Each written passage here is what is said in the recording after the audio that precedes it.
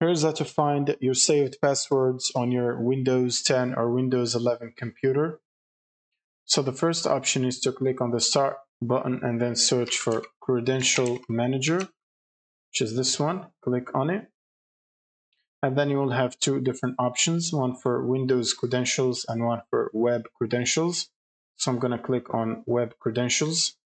And as you can see in this web passwords list, so I have Microsoft Store password here. So if I click on the drop down icon, I should see my password saved here. And then you can click on show to reveal the password.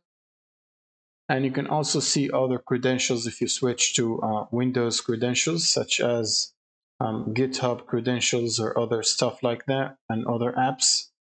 Now, another way to see your saved passwords is from your browser. So you want to click or search for your browser and open it. And then you want to click on the three vertical dots on the top right. Now you want to click on settings and then search for password manager. And then click on the Google Password Manager. And in this list, you can simply see all the websites that you have potentially logged into. And then you can click on the individual website that you want to see the credentials for. And it should display the account, like the username, email, or password. And you can reveal the password and even edit or change or delete it. And that's pretty much it. Thank you guys for watching and subscribe.